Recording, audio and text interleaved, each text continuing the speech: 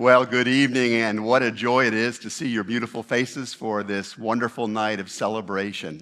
We are so pleased that you took the time to be here this evening and to join in what we hope will be an unforgettable series of experiences. This evening, we are privileged to have with us two extraordinary guests to help us think through this theme of the pursuit of unity in a divided world.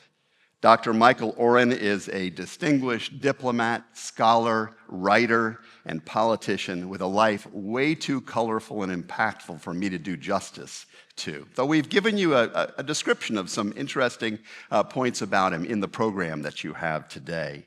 Educated and subsequently a professor at some of the finest universities in the world, Dr. Oren's wise and winsome voice has been heard in so many different contexts of our culture.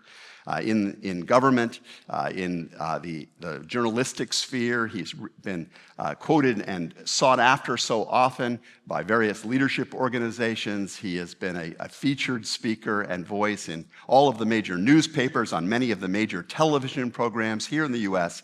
and abroad as well. He has served with distinction in the Israeli military. He is for 4 years, was the ambassador to the United States from the state of Israel. He has been active as a member and as a minister of the Knesset, Israel's legislature. There's just almost no sphere of life that this man has not engaged with and made a difference in. And I learned today that in addition to all this, he's a gold medal winning oarsman. I was a rower in college too. He's a filmmaker, and I'd love to know more about that experience. And he is the very proud father of 3 and grandfather of 6 grandchildren. So we'll have a chance to hear from Ambassador Oren tonight, and that's going to be a great privilege. Our second panelist is Dr. Oswald Oz Guinness, who is, as many of you will already know, an English author, a theologian, and a wonderful social and cultural critic. He, too, brings a sparkling resume that you can read about in your program tonight. Dr. Guinness is a descendant of the famous Dublin Brewing Company, and sadly brought no samples for any of us here tonight. But what he will bring to us, I know from experience with him, is wit and wisdom and tremendous perspective on these tumultuous times in which all of us are living. Dr. Guinness's insight is born of an education at the University of London and at Oriel College, Oxford University, through fellowships at some of the most respected think tanks on the subject of politics, international studies, and cultural affairs, and the Christian faith throughout the world. And his extensive personal scholarship, his relentless passion to know more and understand it and then share it with other people has led it to his authoring almost 30 different books. Remarkable ones, many of which I've had the privilege of getting to know. One of those books is entitled The Magna Carta of Humanity, Sinai's Revolutionary Faith and the Future of Freedom, in which he charts the essential common ground for Jews and Christians and points to the mission we must have to pursue liberty, freedom, hope, and flourishing for the world. I hope we'll have a chance to hear his thoughts on that. After a little while, I'm going to pose a set of questions to our panelists and invite you just to listen in to their reflections on a variety of interesting topics. But we want you to know that we are eager to have your questions figure into the conversation tonight. And for that reason, we put into the pews in front of you or on your seat little white cards. There are pencils in the pew racks. Feel free to grab one of those, jot down a question that may occur to you over the course of this evening, and then a little later on in the program, after we've had an initial conversation here, we will ask you to take those cards, send them to the nearest aisle, we'll collect them up, and we'll try and answer as many of those questions as we possibly have time for. At this time, I know you're waiting to hear from our guests. Will you join me in welcoming Ambassador Oren and Dr. Guinness to the platform of the chapel?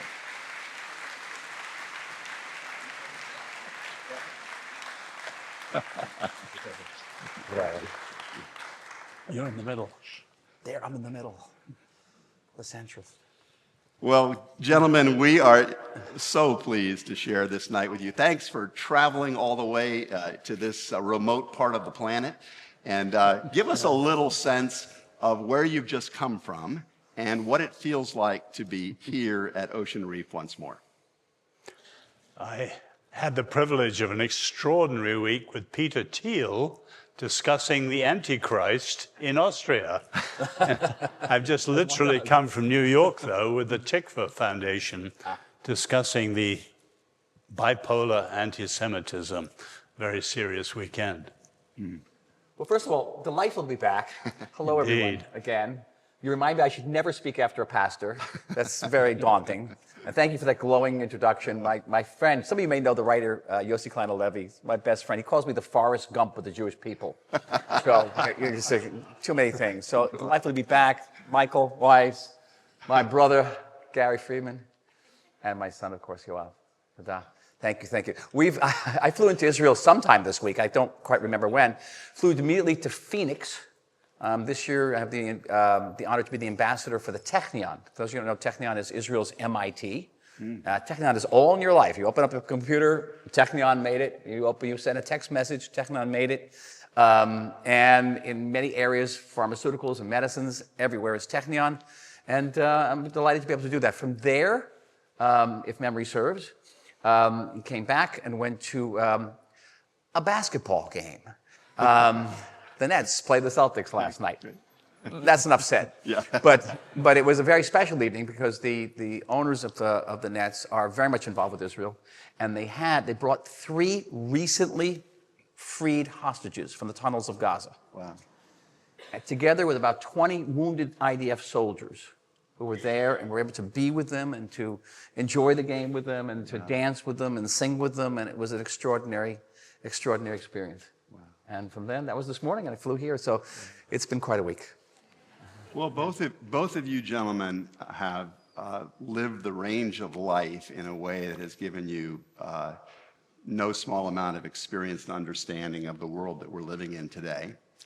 And I would say that in the conversations that I have with friends and family members and other associates, one of the most frequent themes I hear in the conversations is their observation that we're living in an unusually divided time, that it's very difficult to talk about important topics because people so quickly flash in anger, are triggered by certain catchphrases. And the observation so many people make is that it feels like unprecedented levels of polarization, division, and conflict. Some people say, I'm afraid of going to the Thanksgiving dinner table for what we may end up talking about and what may happen there in the conversation. So my question for you, just to get us going, is what is feeding this? And how do you look at the times we're living with? Can you respond? Yeah, I started last time. Okay. You know, historically, I'm an historian by training. And there's a school of thought, those of you may be familiar with the Harvard professor, Steve Pinsker, who says these are actually the best of times. Humanity's never had it so good. And if you look at certainly previous centuries, the normal state of relations between states was a state of war. All states were in a state of war. Tribes were in a state of war. Native American tribes were naturally in a state of war. And yes, I've been living in a country at war for the last 2 years. There's a terrible war going on in the Ukraine. But compared to previous centuries, this is a halcyon period. But why then can we say in the same breath that we're afraid of going to Thanksgiving? And I'm, for the record, terrified of going to Thanksgiving. And the answer is the polarization is on a personal level. It's not necessarily on a national level. It's that we've grown insular. We've drawn into ourselves. Now, of course, social media has a tremendous role to play in this. And we go on social media and we go into these bubbles that reinforce our feelings, our prejudice, our points of view, and shut out anybody else's points of view. And this has been endemic. And this is not just an endemic. I would say it's a pandemic of humanity. And it affects not just our relationships around the Thanksgiving table. It affects relationships between couples. We have a generation now, not necessarily represented in this room, but they don't have a social life. They don't go out. They don't talk to one another. And it's going to have a profound, profound impact on the future of our civilization, even on the most mundane level, which is demographic. People are not getting married. People are not having children. And why have children? Having a child is an affirmation. of the meaning of life and what we have in common with one another. And if you don't have that, why bother to deal with these horrible kids, right, Yoav? God, I had to raise this child. It's such hard. We know it's not easy being a parent, but that's the only reason. And I just say, just parenthetically, and I'll stop here, and we'll go on to this later, there's a reason why the state of Israel, alone among the developed countries of the world, has a positive birth rate, and a very positive birth rate. All other developed countries in the world today have a negative birth rate. Thank you. I will be intrigued to follow up on that. The Oz, how do you look at the times we're in right now? Well, I agree with the challenge you're putting. Everyone's aware of the polarization. I think people don't think deeply enough. And I would just mention two factors. One, we're at what historians call a civilizational moment. In other words, the civilization loses touch with its inspiration. And unless there's a replacement of it, there has to be either a renewal, replacement, or decline. And the West is the creation of the Christian faith rooted in Judaism, but they're rejected. And so you have this profound calling into question of the West. Now you look at America, I think the polarization is slightly different. The deepest one is an ideological one. Those who understand the Republic and freedom from the perspective of the American Revolution, largely rooted in the Torah. And those who understand America today with ideas that come down from the French Revolution. So we're as deeply divided as Lincoln says, house divided cannot stand. Can't be half slave, half free. America cannot be half 1776 and half 1789. And that's incredibly important. And some leader, like a Moses or a Lincoln, has to say, America, choose. The polarization is very real. You could add other ones. Those, to me, are the deepest. Inflection point that not many people paid much attention to, but I bet you did. Maybe 15, 17 years ago, the European Union was asked whether Christianity should be a source of European identity. Get this. And the EU turned it down. They threw out the window 2,000 years of Christendom. And what were they left with? Progress, modernity, right? Liberalism, these neologisms. But that was the same sort of thinking as Steven Pinker. In other words, enlightenment, optimism, and it's generally seen to have failed now. Because it's left, because these terms are empty. And you know, we are deracinated. We're cut off from the roots of our past. And what's left? And the answer is not very much.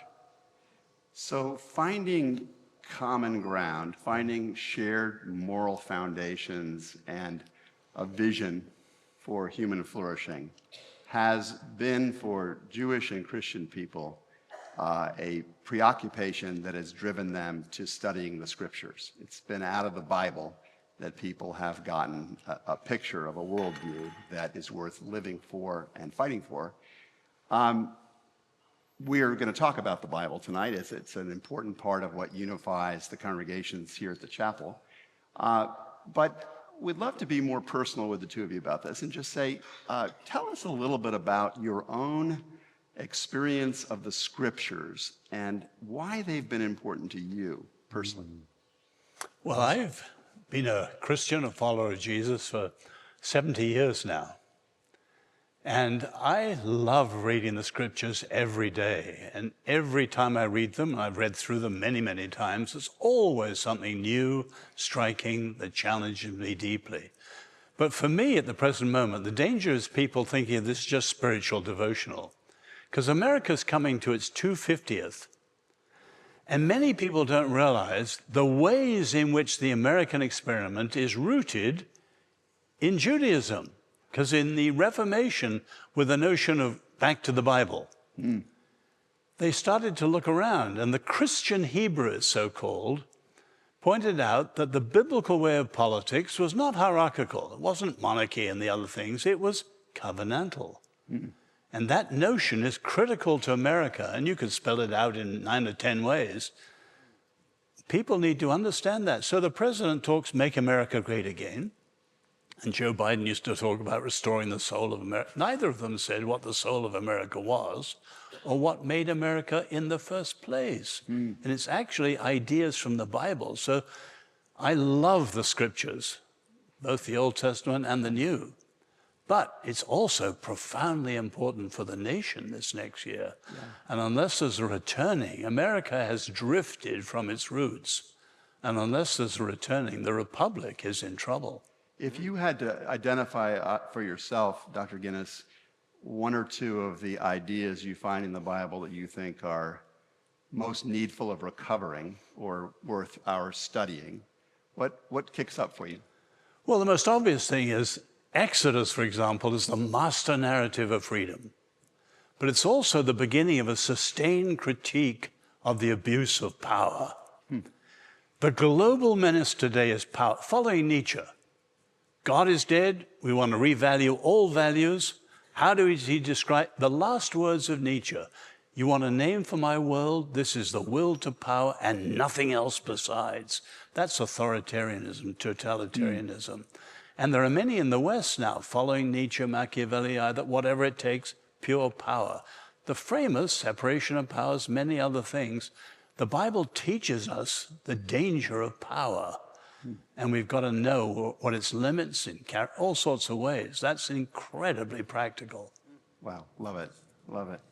How about your experience, Ambassador? We talked briefly ahead of time about a journey you've been on. Tell us about your encounter with the scriptures. So I was born Jewish, but I didn't know very much. My family wasn't very religious. I couldn't have told you what kosher food was. I couldn't have told you what the Talmud was, much less have read the Torah.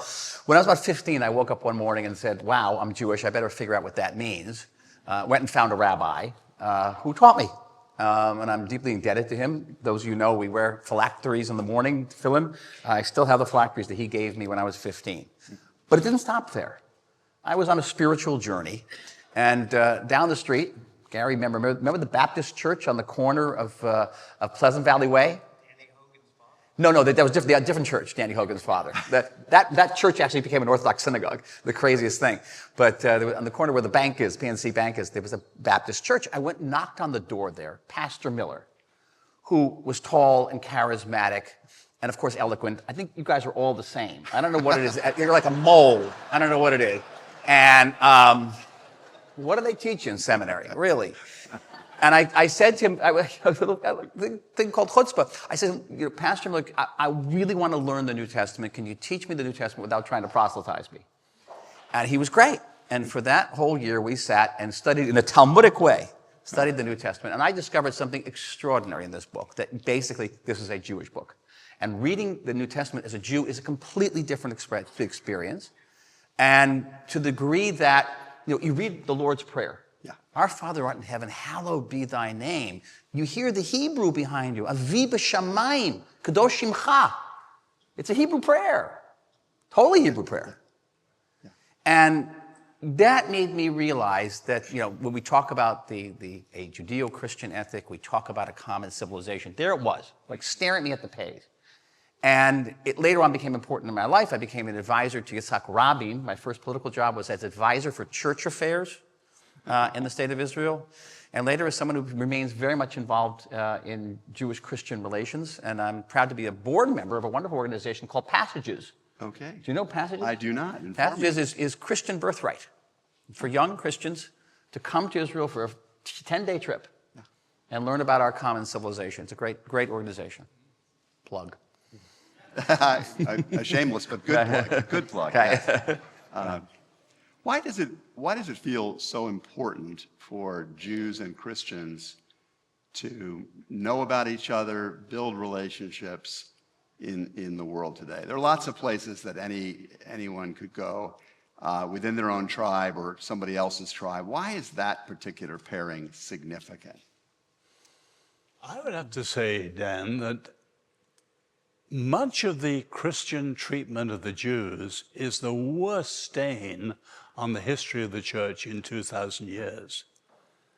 Now, I'm personally very grateful to be a part of the Christian church, which since the Reformation, the Reformed community and the evangelical community for 400 years has longed for the restoration of the Jews to their land. Actually, there were Christian restorationists even before there were Jewish restorationists in that way. American colony of Tel Aviv, Jaffa, where there were two colonies in the 1850s and 1860s of people from New England, 50 years before Herzl, came to help the Jews create a Jewish state. You know, my great-grandfather lived in the same building in Paris as Colonel Dreyfus. Well, And he wrote 2 books, as I think you know, Dan, in the 19th century, on the fact that 1917 would be the key date for the restoration of the Jews to Israel. And my great-grandfather was one of those behind the Balfour Declaration. So, Remarkable. you know, there's been a... in the 1890s? 1870s and 80s. Wow. Yeah. Prophetic. And General Allenby had read it. Yeah. Thought at first he couldn't make it to Jerusalem in 1917. But he did. But Yeah, did. He did, but he did. And so on. But in other words, there is a large group of Christians who have a strong link with Israel, and we are standing firm today against the evil of anti-Semitism. It is an evil, and it is one of the most pervasive and persistent evils. Somebody I heard recently said it's the oldest form of prejudice in the world. Yeah. What can Christians and Jews together do to bring that down, to turn it back, to change the chemistry of that really broken relationship in our world? Well, it's not only the oldest prejudice in human history, it is the most multifaceted. So there's now in the United States you have anti-Semitism of the left, and we've had anti-Semitism of the right. Jews are always the worst thing that anybody can talk about. So if you're a capitalist, you're a communist, Jews are communists. If you're a communist, Jews are capitalists. If you're an internationalist, you know, the Jews are nationalists, and so it goes on. Right now, the worst thing we can be is racist and genocidal. They're always going to be the worst. And to understand that this is a pervasive hatred that is highly protean, is changing its shape all the time, sometimes faster than we can ever deal with it. Now, why this is, are very deep roots. There's some excellent books about why anti-Semitism. I think my own personal feeling is that the Jews came up with this extraordinary notion, not just of God, but of universal morality. We hold up a mirror to civilization, and nobody will ever forgive us for it. Seriously, it's a real problem, that creating universal morality, good and evil. And what we can do about it is twofold. One, we can fight, and we've learned to fight, certainly during the course of this war. We found that fighting anti-Semitism in a fight led by non-Jews in Congress resulted in the resignation of the president of Harvard and the president of the University of Pennsylvania. Who would have thought? Who would have thought? You can fight in the Churchillian way. You can fight in the classroom. You can fight in the courtroom. You can fight certainly in the TV studio. But the greatest tool in the fight against anti-Semitism is simply education. Educating people about Jewish history, about the common history we have with Christians. I'm engaged in with an initiative with Pepperdine University and the National Endowment of the Humanities to promote courses on Jewish history for Christian Bible colleges throughout the United States, so that people know who are these people, who are this small, obscure nomadic tribe in the ancient Middle East that came up with these extraordinary notions that have shaped humanity over and over and over again. And that's crucial. It's so basic. You think, how come nobody ever thought of this before? Yeah. And it's great. We're having tremendous support from the National Endowment, and also, I must say, from the Trump administration. It's a good, interesting Freudian flip from the Trump administration. Oz, would you add to that? Any thoughts in terms of, as Christians, what can we be much more active in doing? No, I agree thoroughly with Michael on education, but I would just add the element of education and persuasion. In other words, take, say, the Jewish roots of the American experiment. What you see with the Red-Green Alliance, the radical Marxism, the radical Islamism, is not only profoundly evil and anti-Israeli, anti-Jewish, anti-American, anti-Western, it's stupid. Yeah. It's monumentally stupid. Why? Because those roots are the deepest roots of freedom and justice and human dignity the world has ever seen. And if you rule that out, where do we go? So that's the way I argue. In other words, take, say, next year again. There's an initiative on the day of prayer next year, May the 7th, congressionally approved, to have a national rededication where there'll be thanksgiving for all the greatness, there'll be confession Lincoln style or Daniel style, for where America has not lived up to its standards, and then rededication. But people need to know what those first principles were, and the Tikva Foundation is taking the lead in producing a curriculum, not just for Jews, but for all the American citizens, schools, colleges, universities, churches. That really, National Endowment, it's the same fund. the same thing. They're great. They're doing wonderful work. Bringing back those first. Hardly anyone knows about them. Right. As you know, I'm not American. I'm an admirer of this country. Yeah. But I'm always amazed how many Americans don't know what made America in the first place. That the Pilgrims knew Hebrew. They gave 1,000 Hebrew names to the East Coast, certainly. Yeah. All those Bethlehems and Zions. My favorite is where Biden has his summer house, which is in Rehoboth Beach. I love that. I live near Rehovot in Israel. But that Thanksgiving, right? The Pilgrims spoke Hebrew. And what did they eat on Thanksgiving? They ate turkey. The word for turkey in Hebrew is hodu, right? Right? Which also means thanks. Oh, wow. Ah. There's a factoid to share. They knew that. They knew what they were doing. Winthrop was called the American Nehemiah, with his vision of what he was trying to do.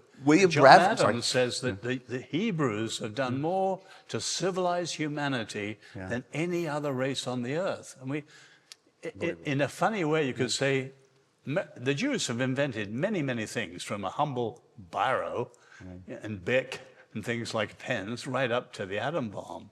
But the greatest invention of the Jews is actually America, in a funny way. Wow. You realize the fundamental notion of the Constitution, and I know you agree with this, is that there is no freedom without law. Ordered True, that's the message of Exodus. Yeah. The difference between going out of Egypt and Mount Sinai. Yeah. You get freedom, but you can't have complete freedom, because free freedom without law is anarchy. And just having law is tyranny. Yep. And it's that balance which is hardwired by the Founding Fathers into the Constitution. Checks and balances. That's covenantalism, ordered freedom. Wow. There may be some follow-up questions about that, so be writing and what your questions are. We'll give you a chance to speak in just a minute. So what is it that we would benefit knowing about the land, this strip of land along the Mediterranean that has been the focus of the camera of the world, has been a place of so many significant religions? What do we need to know about the land as a people in order to be able to respond creatively to all of the conflicts that are happening there right now? Go ahead. Well, Mr. Ambassador, that's your world. As I said, I live in Jaffa, best known to the place where the whale, not actually a whale, a big fish, swallowed Jonah. And you have the big apple, you have the big orange, but our symbol in Jaffa is the big fish. They're all over the place. They proliferate. And I will take someone, I'll say, you see that parking lot down the street? That parking lot is fundamentally, spiritually different than any other parking lot on the planet Earth. Because that parking lot is holy to half of humanity. Now, once you get into that mindset, we're dealing with a land that is holy to half of humanity. And to understand the connection between my people, the Jewish people, and that land, because we talk about covenant. And in many ways, the glue of the covenant is that land. God says to Abraham, I'm going to give you a land. Take yourself to that land. And so Abraham's decision to cross over the river, and he becomes a Hebrew. The word Hebrew, the word for crossing over in Hebrew is Ivri, the person who crosses over. And he goes to that land. So this is a 4,000-year connection between us and that land. How else can you explain how a people who, after 2,000 years of exile, of expulsions and massacres and prejudice, after the largest single slaughter in human history, in which 1 out of every 3 Jews are killed in the world during the Holocaust, almost 3 years after the date at the end of the Holocaust. The Holocaust ends on May 8th, 1945. The State of Israel comes into being on May 14th, 1948. That's the connection to the land. And the connection to the land is absolutely indivisible and inseparable from faith. It's what faith is about. Who has that type of strength to do that? And we've been, been independent for 77 years, but we've never known a moment of peace. We've gone from war to war to war. And it's the connection to the land and the connection to the land to faith. It's those three things, peoplehood, faith, and land, that is the secret of our survival, is the secret of our success, is the secret of our strength to this very day. If I can get that across, I've done my job. There is so, you want to add to that? No, I was just going to add that Winston Churchill always used to quote Benjamin Disraeli, our Jewish prime minister in the 19th century, who kept saying, based on Genesis and that passage, the Lord deals with the nations as the nations deal with the Jews. And there's a warning in that, too, that Churchill often used to remind people. It's empirically true, too, by the way. Mm-hmm. One of the most beautiful aspects to the Judeo-Christian tradition, for me personally, is this vision of being a people with a mission, of not being a people only for self, but a people for others. And the identity and the calling of Israel as ones who bear a light to the nations, for the nations, that is the nation through which all nations will be blessed on earth, is such an incredibly beautiful thing. And one of the things I worry about in our own country sometimes, in the U.S., is that that vision of being a people who had something to do in the world that would bring good to others can begin to flag. How, as you look today at Israel, are you seeing that passion for being a blessing to others lived out in relationship to Palestinians, to others in the region, to even people on other sides of the planet? We talked earlier about the meaning of Scripture for me. Yeah. And when I read Scripture, during the Jewish year, we read a section of the Torah every week. There are lines that I read them today, and they literally take my breath away. Justice, justice you shall pursue. The Lord is near to all who call upon him, to all who call upon him in truth. These are words that were written 2,700, 2,800 years ago. That notion that you approach a God, God will be accessible if you call with truth. These notions of pursuing justice, of pursuing truth, are hardwired into the Israeli experience. I know you're going to see on CNN, you're going to read in the New York Times how we wake up in the morning and all we think about is how we're going to kill the next Palestinian child. Right? And there's, by the way, the deep anti-Semitic tropes in there, because in the Middle Ages, Jews killed children. But the fact of the matter is that these notions guide us daily through immensely, unspeakably complex situations. Just Gaza, for example, where you have 30,000 terrorists embedded in 2.2 million people, and beneath them 500 kilometers of tunnels. No army in history, remotely, has ever encountered anything like that, remotely. And somehow you have to minimize casualties where the world is condemning you. Now, we are a very powerful army. The Israeli army is more than twice the size of the British and French armies combined. We lost 1,200 people massacred on October 7th. 1,200 people in American terms would be 44,000 people. Can you imagine losing 44,000 people in 7 hours in this country, and what the United States would do to a neighboring enemy country that sought us destruction? You would flatten it. You would flatten it. We did not use our power to flatten Gaza. We did not. We went in there on foot and we fought house to house, and every house was an arsenal, a tunnel, a sniper's nest. And we had no choice sometimes to blow up these buildings, and we get condemned for that too. It's that faith. It's that connection. It's not because there are young Israelis who say, why do we bother taking these risks? They're accusing us of genocide. Well, let's just do it anyway. And the reason we don't do it is not because of the New York Times and CNN. The reason we do it is because who we are, because our faith, our Scripture, is telling us what we have to do. And it's painful. It's excruciating. They'll say that 66,000 Palestinians we've killed, okay? But we know we've killed 25,000 terrorists, so deduct that from the 66. We know that thousands of Palestinians are killed by Palestinian rockets that fall short. 20% of the rockets fall short. And we know that out of a population of 2.2 million over the course of 2 years, about 6,000 people die of natural causes. You deduct that, and you've got a 1-to-1 combatant to civilian casualty rate. Okay? Every Palestinian casualty is a tragedy. But no army in history has come close to that.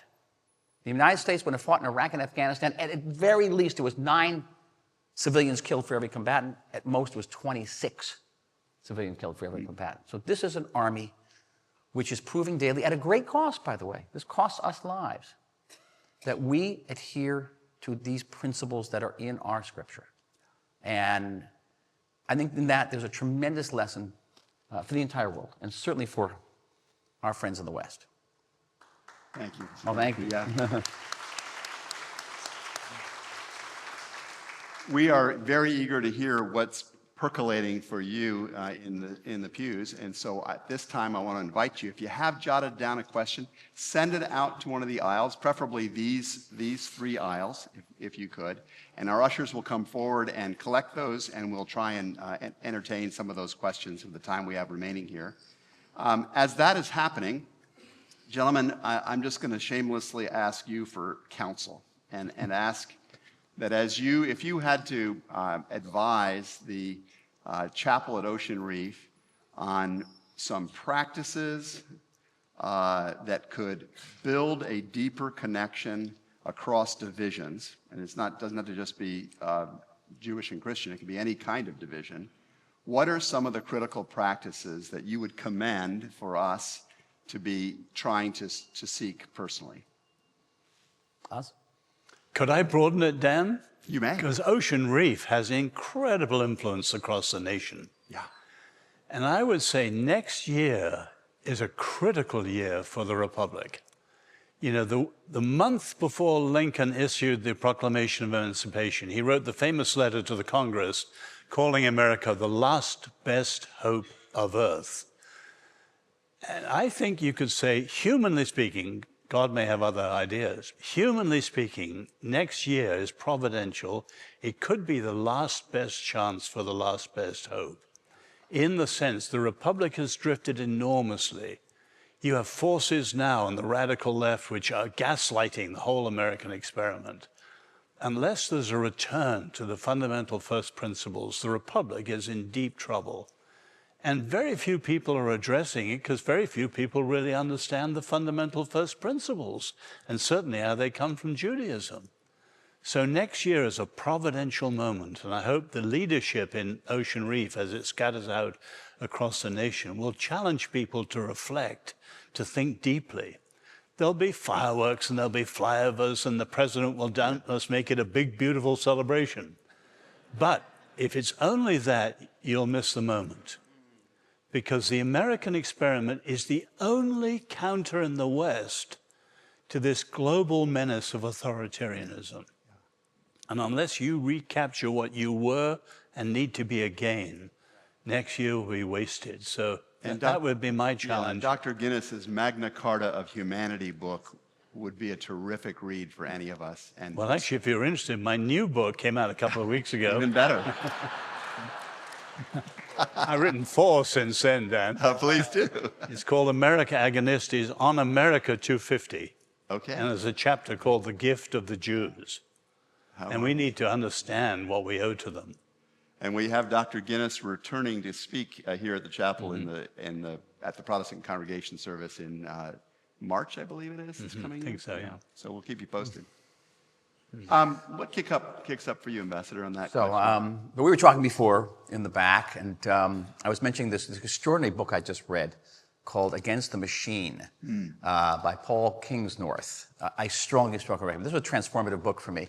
And he's a religious Christian. He's an Anglo-Irish gentleman who lives up in, he's a bit of a Luddite. But he talks about why the West has died. He actually makes a case that the West is dead, doesn't even know it's dead yet. And the West has died because it has lost the 4 Ps, right? It has lost place, peoplehood, prayer, and the past. We're cut off from our past. We're cut off from our faith.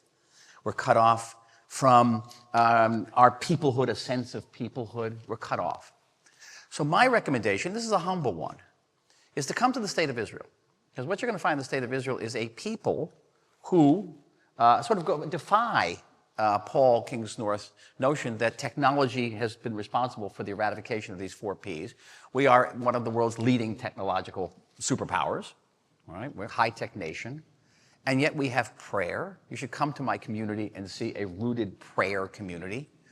You should see the peoplehood that we have, strong peoplehood. We are deeply connected to our past. Yeah. You should just come to my synagogue, and a little bit different than this place, but a lot of people are doing reserve duty and they're up praying with rifles on their backs, people with 10 kids. And what you're going to see, I believe, is a solution to the malaise of the West, that it is possible to reconcile modernity with tradition, East and West, democracy with a country that is willing to defend itself. In this last war, 400,000 Israelis picked up a gun, left their homes, left their families to go out and fight, and they knew there was a chance they weren't coming back. We met these wounded soldiers last night. 70,000 wounded soldiers. 400,000 Israelis is the numerical equivalent of about 22 million Americans. That's 8 million Americans more than fought in all of World War II. There is an example of how a country that believes in itself, that prays, that's rooted in its place, and in its place in the land of Israel, can offer a solution to the great challenges facing the United States and the West. Dan, could I add one thing? 'Cause You may. That's why we have you here. That book leads people a little pessimistic. But I think Agonisti's one. No, not mine. I'm a person of hope. Yes. And for a simple, Paul's book, King's Paul Song, was despondent. Yeah. Oh, totally despondent. I think one of the great, Yeah. if you look at all the books about the decline of the West, Yes. decline leads to fall, and certainly in the atheist secularist position, they're ironclad. Yes. The wonderful thing about the Bible, and you see it in your heritage, the pairing is not decline and fall, it's exile and return. Yeah. And if you have repentance, a turning point, the freedom to repent, the Lord says from Moses right through to Malachi, if you return to me, I will return to you and restore your fortunes. And, you know, the great Catholic apologist G.K. Chesterton put it well in Christian terms. He said, 6 times the church has gone to the dogs, but in each case, it was the dog that died. In other words, restoration, Jews and Christians believe in renewal. So true. Wow. So true. One of the questions that came up was to Dr. Oz was to explain the difference between following the example of 1776 and the example of 1789. You want to unpack that for everybody? Well, there are all sorts of differences. You take the beginning. 1776 basically starts from the Bible. 1789 starts from the French Enlightenment, Rousseau and so on. They have fundamentally different views of humanity. So the biblical view is realistic. The Bible never airbrushes its leaders. So you have checks and balances. Why? To counter ambition and so on. You see it in Madison, coming from Witherspoon, coming from the Scottish Reformation. The French Revolution, utopian. And whenever you have a gap between reality and hopes, it's always filled with coercion and violence. And you go on down the line. Currently, the big difference is justice. The radical left fights injustice. To their credit, there is injustice. But what they do is set up a conflict of powers, and as the Roman put it, the only possible answer is the peace of despotism. The state takes over. There's no violence because you have absolute authoritarianism. That's the end of the radical left. Within the biblical framework, you have a prophetic address to the abuse of power, but you call for repentance and about turn and confession and forgiveness and reconciliation. And as Lincoln says, enemies can be made friends. Wow. Wow. Good stuff.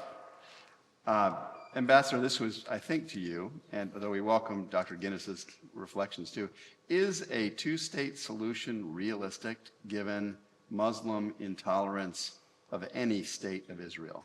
No. How about that? Can I stop with that? Yeah. Listen, I have been involved in the peace process going back to Yitzhak Rabin in the early 90s. And I participated in the last round of negotiations with the Palestinians. I was an advisor on the Trump peace plan, the deal of the century. So I have a lot of experience with this. And there are 3 reasons why this Palestinian state is not going to happen. One is they don't want it. Someone's not getting the memo The Palestinians hold the world record for people who have been offered a state but have turned it down in 1937, 1948, right? 2000, 2001, 2008. They don't just turn it down, they turn it down with mass violence that kills thousands of people. So someone's not getting the memo out there. Second reason is, if they even got a state, would it hold together? And there's not a shred of evidence that would indicate that they would actually hold together. The Palestinian national movement has fragmented over and over again. Even when Hamas was in Gaza, it began to fragment into different terrorist groups. The leadership in Judea and Samaria, we call the West Bank, Mahmoud Abbas is in the 19th year of his 4-year term. He's despised. He's divided by the Palestinians. He won't stand for re-election because he knows he's going to lose. Thoroughly corrupt. And the third reason is, well, October 7th. Anybody who thinks that a new Palestinian state is going to treat us any differently than the last Palestinian state, and that's what Gaza was. It was a Palestinian state. We withdrew from Gaza in 2005. Every last Jew got out of Gaza. We gave it to them as a state, and they turned it into a terrorist state that's fired tens of thousands of rockets at us, and ultimately the largest massacres of Jews since the Holocaust. Today, according to polls, you're not going to believe this, Don, the majority of Palestinians still support Hamas, and the majority of Palestinians, even in Gaza, think October 7th was a great idea. You want to give them a state? So I live in Jaffa, I live in southern Tel Aviv. Through my rear view mirror, from my balcony I see the Mediterranean, but from my rear windows I see the Hebron Hills, where that state would be. You give them a state, my house is not going to be in rocket range. It's going to be in rifle range. It's going to be rifle range. So the answer is no. That doesn't mean we can't explore other alternatives. For example, I like the Swiss model, the cantonment model. You can expand autonomy in the West Bank. There's many things you can do. But the two-state solution is actually a tragedy for the Palestinians, because it's never going to happen. And the majority of Israelis don't want it today either. So let's open our minds and think about different ways we can move to make a situation which is highly, highly complex, more stable, and ultimately peaceful. I agree with you totally. Are you willing to say a little outline of what your desired approach would be? So I wrote an article once for the Wall Street Journal called The Two-State Reality. So those who have been to Israel, we have a big highway that goes up, Highway 6, that cuts the old border, 67 border between what is Israel pre-67 and Judea and Samaria. You look to your right, there's big Palestinian cities. They got a city called Tulkarm, a city called Kalkilia. They got big Palestinian flags flying over them. What does it mean? There actually is a state there. We have a two-state reality. It's a state that is not a Weberian state. It doesn't have full sovereignty, but it has a government. It can hold elections if it wants to. It doesn't. They have a military force, guys with guns. They collect taxes, mostly at gunpoint. And they are kind of a state. We can expand that. We can expand that. We can make it more autonomous. We can give them, more territory to expand. There's many ways we can do it. It's not a state. Not a state that can make a pact with Iran and have the Iranian army on our border next day. And believe me, that's going to happen. Happen in Gaza. Now, you got to be pretty stupid / suicidal to think that you're going to get a different outcome now. And so we can do that. I like that cantonment notion. It's been published in the Wall Street Journal not so long ago, that you have a canton of Nablus, a canton of Hebron. They have independence, and they have a federated relationship with one another and a federated relationship with us. And it's based on family ties. It's not based on some, Palestinian nationalism, which has completely failed. Mm-hmm. Today, during the peace process, the word I would hear most often at the State Department was, everybody knows what the two-state solution looks like. Everybody knows what the future Palestinian state looks like. Guess what? Nobody knows. Nobody knows whether it's going to be a totalitarian state, a jihadist state, or both, likely to be both. Mm-hmm. Because the old notion of a secular democratic state of Palestine went out the window. Nobody knows. So we have to look at different solutions. Mm-hmm. And they're out there, but they will not be out there as long as the world keeps knocking its head on this two-state notion, which has been failing now for, 90 years. Mm-hmm. All right. And there's more opportunity to talk about that. There are more questions about that, but I've set some of those aside so we can move to some different territory. We had 2 questions come in that have to do with how we help shepherd younger and rising generations to be able to engage in the kind of relationship building, convicted civil dialogue that could change the tide of polarization, that could move us toward at least some semblance of civility in a divided world, even if we're not all the way to unity. So I'm going to ask these 2 questions and then invite either or both of you to respond. One of the questions said, to say thank you. You both emphasize the importance of education. Unfortunately, most youth are now getting their education, not so much in school or church, but via social media. How can we educate young Americans and re-inculcate a love of Judeo-Christian values if the children are all online? And if we try to educate them online, how do we do it in a way that does not simply immerse them in being online all the time? That's question number one. Mm-hmm. Question number two was, can you comment on Charlie Kirk's assassination, and specifically, how important is it that the mission of organizations like Turning Point USA survive and thrive in order to help the world's young adults see a larger picture of conditions? Well, let me mention one thing that's often ignored. I remember the first time I came here, I was in my 20s, 6 weeks crossing America, and one of my main impressions, contrasting with Europe, there was no supper table. The family dining table was like a Grand Prix pit stop. And people had to roar out to a violin lesson or a soccer practice or something else. And it's like, whereas in Europe, I learned my family history always just by the family talking over the supper table. Yeah. And that's an incredibly important part of this that's often forgotten. Now, if you mention, I've been in Washington now 40 years and heard immigration discussed to the end of the day. Yeah. Hardly anyone mentions citizenship. Every new American through the public school, every new arrival from abroad should be integrated with American citizenship. It's not done. Yeah.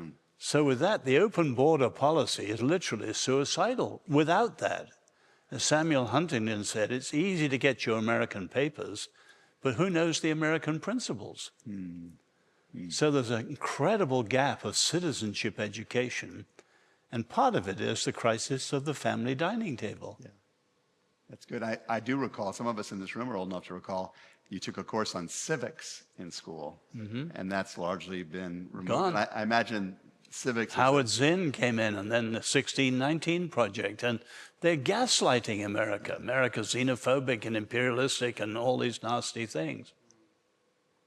That's great. Any thoughts on that? Yeah, many.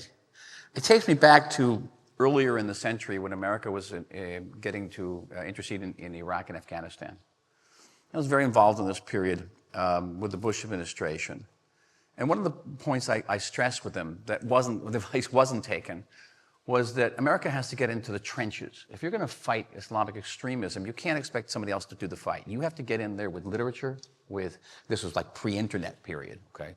But get in there and fight the fight of ideas. Now, I'm not making a comparison between Islamic extremism and jihadism and what's going on in the polarization of America, but it's the same principle.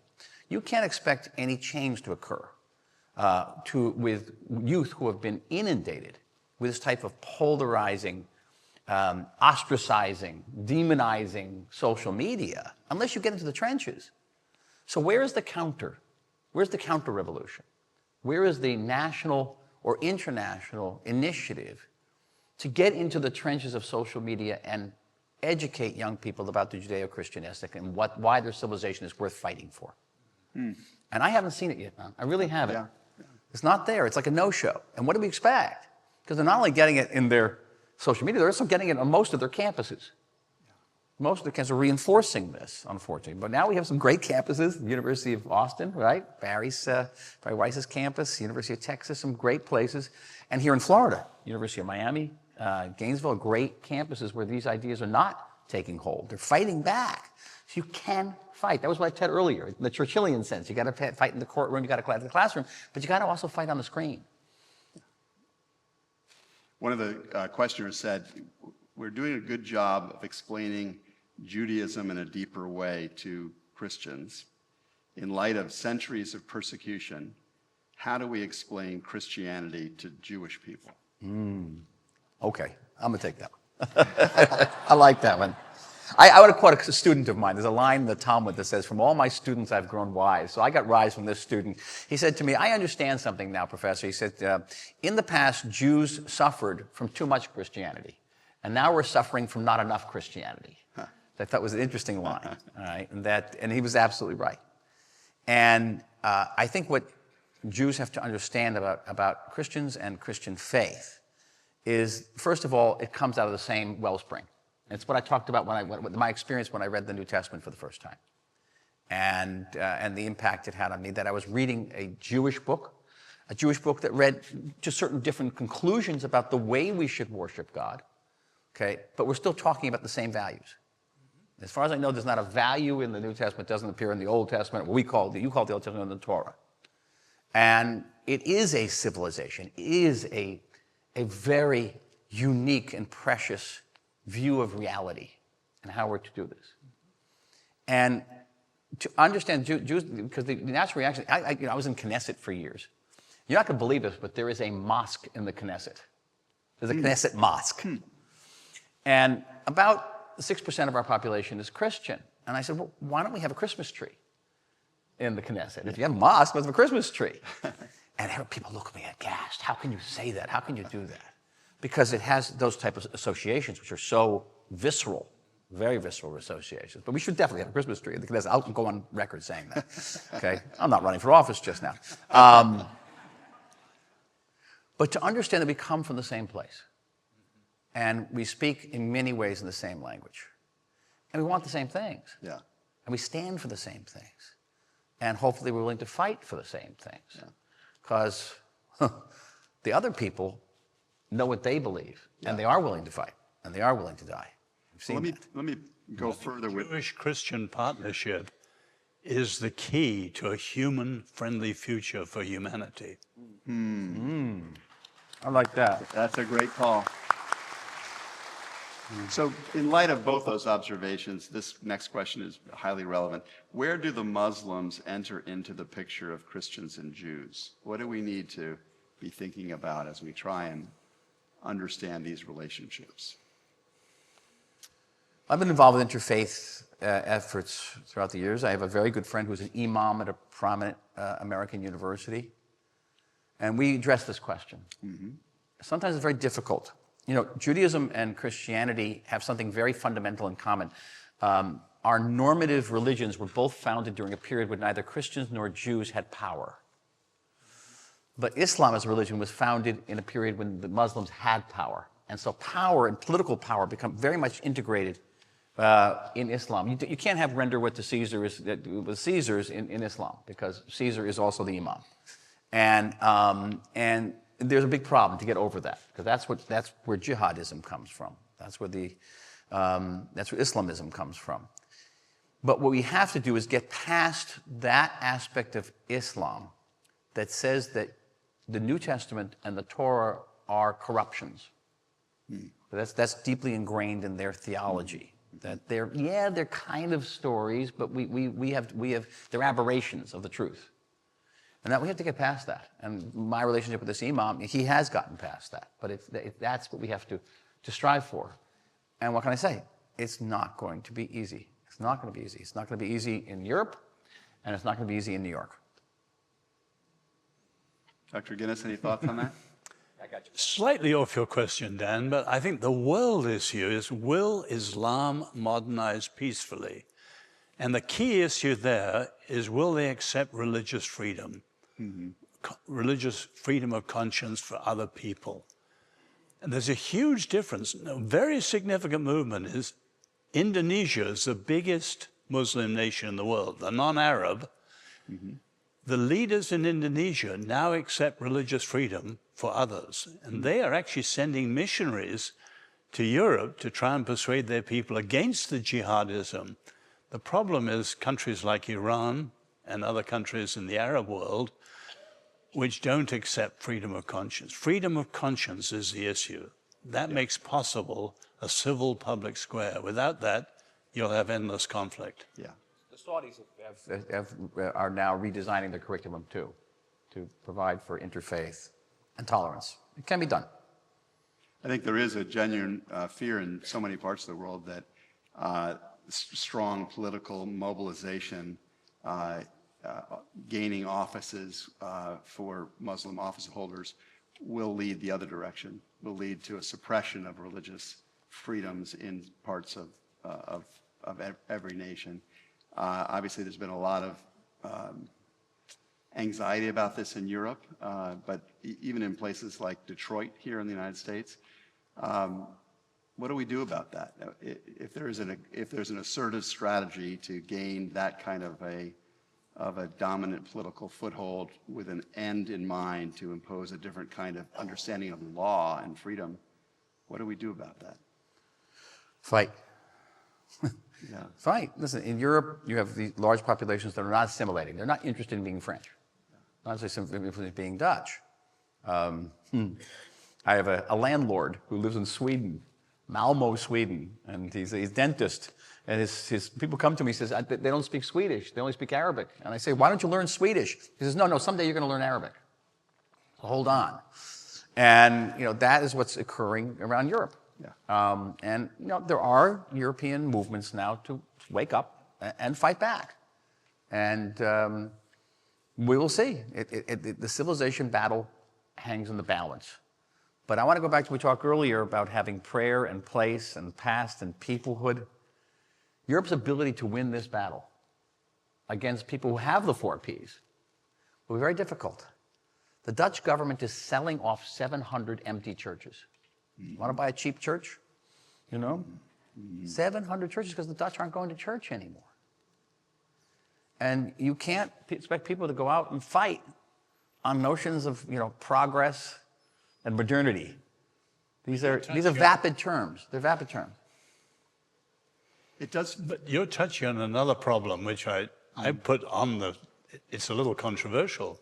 If you take your lost 10 tribes, they were as lost to Judaism as people in the horror of the Holocaust. But they weren't exterminated. They just acculturated to Assyrian whatever. And we have in the church today large parts of the church that are acculturating themselves into oblivion. They've taken on the spirit of the age, and they've lost the distinctive parts of the faith.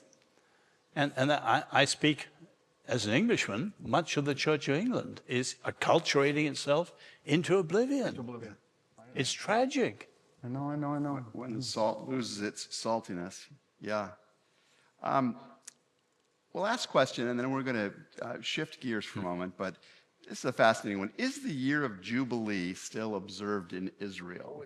Sure it is. And how is it celebrated? Jubilee, we have also the 7-year cycle of Jubilee where you can't pick fruit. Like human beings get a Sabbath, so too trees have a Sabbath and fields have a Sabbath. And if you go to an Israeli market, people who observe certainly Jewish law, you'll have a stall that says, in this stall, we do not sell apples that were grown during the Jubilee year. And it's very much, and the Israeli army, which operates according to Jewish law, does not use produce that's grown in that 7th year. This is America's 5th Jubilee, 250th. Right.